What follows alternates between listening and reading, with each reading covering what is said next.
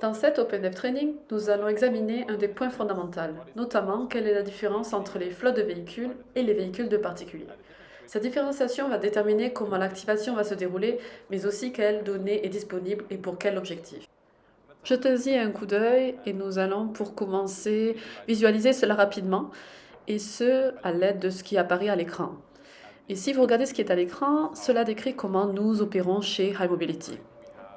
Nous avons les constructeurs automobiles d'un côté, nous ingérons les données en fonction de l'activation des véhicules et nous les fournissons à nos clients pour leurs différents services qui utilisent les données de voitures connectées.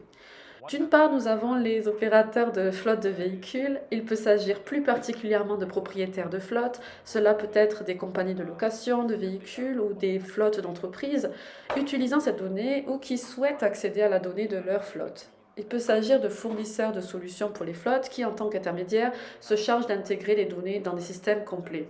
Et puis nous avons les conducteurs de véhicules privés. Il s'agit de propriétaires de véhicules privatifs qui envisagent d'utiliser un service et ce service peut avoir recours aux données de véhicules connectés, notamment pour les polices d'assurance se basant sur le kilométrage.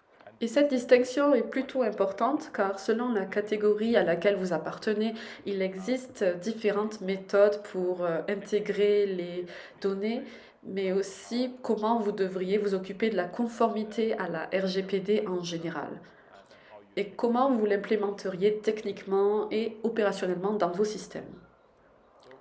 La manière la plus simple de l'exprimer, les véhicules de flotte sont des véhicules qui sont la propriété d'entités commerciales et qui ne sont pas la propriété de particuliers ou de personnes privées. C'est vraiment la manière la plus simple de l'expliquer. Et puis, une flotte peut être composée d'un seul véhicule ou d'une centaine, voire de milliers de véhicules. C'est vraiment l'élément clé ici. En ce qui concerne l'obtention du consentement ou de l'activation, c'est également un processus différent pour cela, car techniquement parlant, si vous souhaitez activer un véhicule ou demander le consentement d'une personne qui est propriétaire de son véhicule, c'est assez différent de l'activation d'une dizaine de milliers de véhicules. Et cela a aussi l'air différent. Nous allons du coup jeter un coup d'œil à cela, à cette distinction directement en allant sur notre plateforme. Sur notre plateforme, c'est le premier écran que vous verrez lorsque vous y accédez. Et on peut voir ici dans notre documentation, je peux rapidement vous montrer à quoi cela ressemble. Commençons par le K-Fleet. Nous allons sur notre documentation. Dans notre documentation, nous avons une tonne de matériel, mais peut-être que la manière la plus simple d'illustrer cela est d'aller jeter un coup d'œil sur notre API Fleet Clearance. Ce sont ici déjà des spécifications assez techniques, mais on peut voir ici la requête qui permet d'activer un véhicule. C'est une intégration serveur à serveur, donc de votre serveur, vous pouvez vous connecter à nous en utilisant notre API dès lors que vous avez un conteneur de données actif sur notre plateforme. Et ensuite, vous pouvez activer des véhicules en fournissant l'identifiant unique du véhicule, ou VIN, et la marque en paramètres. Cela peut être n'importe quelle marque que nous prenons en charge pour les données de flotte. Et ensuite, nous lançons le processus d'activation. Avant cela, il y a quelques étapes supplémentaires à considérer d'un fabricant à un autre, mais en résumé, cela ressemble à cela.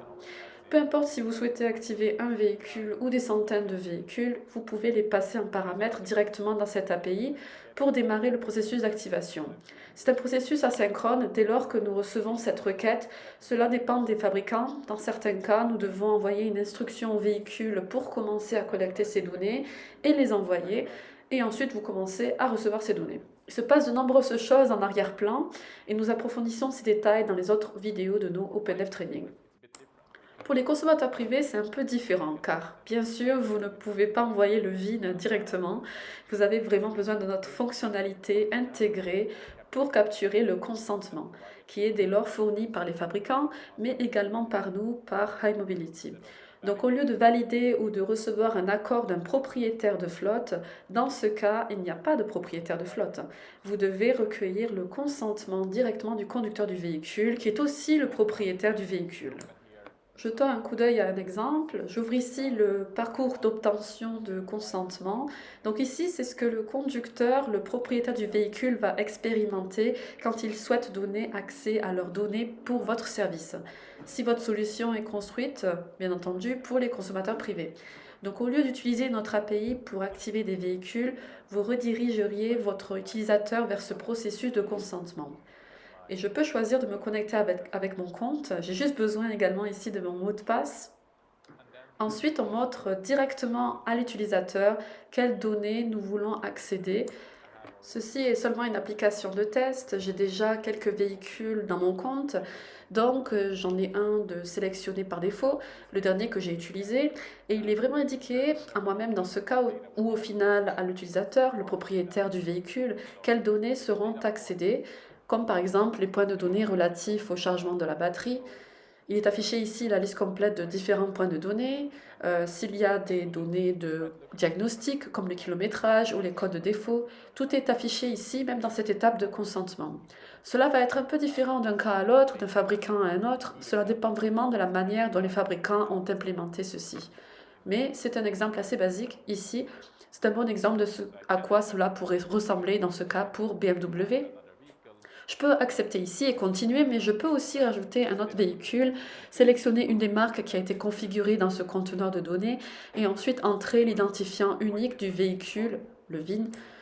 Donc comme vous pouvez le voir, le processus est plutôt différent. D'un côté, il s'agit seulement d'une API qui peut être intégrée dans n'importe quel système. Mais ici, pour les consommateurs privés, il s'agit vraiment d'un processus d'obtention du consentement. C'est une expérience utilisateur visuelle que le propriétaire du véhicule va pouvoir traverser pour comprendre quelles données vont être requises, pour quel but, et ensuite, ils peuvent donner leur accord pour partager ces données. Parfois, les jeux de données peuvent être différents selon les fabricants. C'est pourquoi nous avons différents catalogues de données et des ressources qui montrent pour quel fabricant cela est pris en charge. Quelles données sont prises en charge du coup pour les cas d'usage concernant les consommateurs privés ou les gestionnaires de flotte. Ce sont les ressources que nous avons mis en lien dans la description de cette vidéo. J'espère que tout cela vous a été utile. On se voit à la prochaine session de nos OpenF Trading.